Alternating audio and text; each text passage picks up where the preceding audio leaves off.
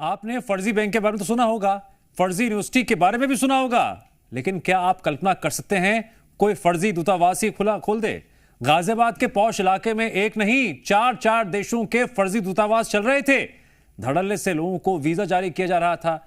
UP ATS ने जब यहां छापा मारा, जो कुछ यहां से बरामद हुआ वो होश उड़ा देने वाला था।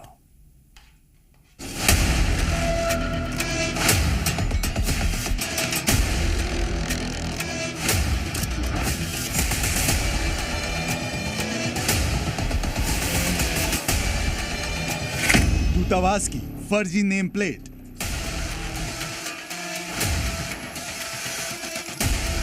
गाड़ियों पर फर्जी डिप्लोमेटिक नंबर प्लेट,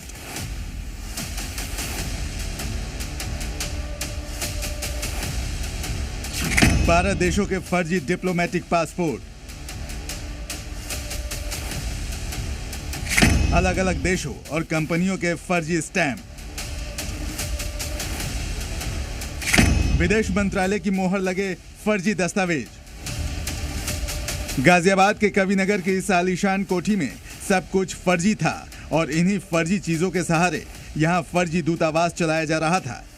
जी हां, फर्जी दूतावास, वो भी एक दो नहीं बल्कि चार देशों का फर्जी दूतावास।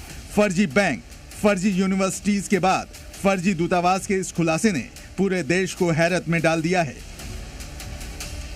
इस तरह के गाड़ियां यहां पर खड़ी होती थी उसके घर के आगे, जिसकी वजह से कोई भी हिम्मत नहीं करता था कि हर्षवर्धन जैन से बातचीत करे।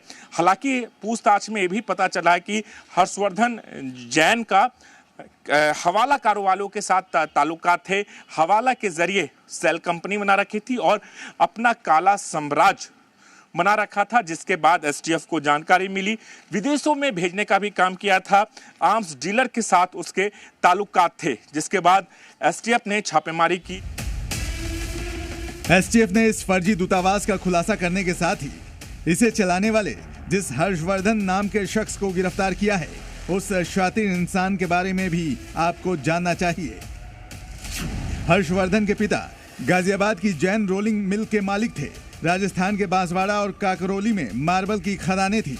हर्षवर्धन ने गाजियाबाद से बीबीए और लंदन से एमबीए किया।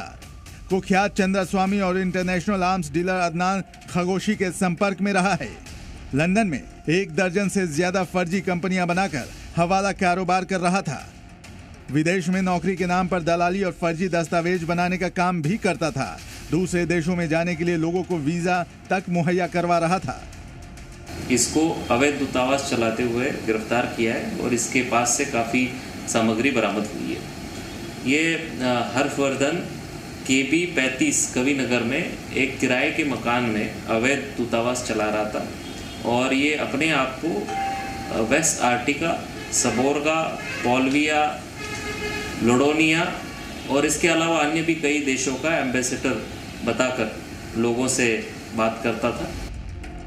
एसटीएफ अब यह पता लगाने की कोशिश कर रही है कि हर्षवर्धन के इस गोरख धंधे में और कौन कौन लोग शामिल हैं। पुलिस यह भी जांच कर रही है कि उसने अब तक कितने लोगों को ठगा है और हवाला के जरिए कितने पैसे का लेन देन किया है।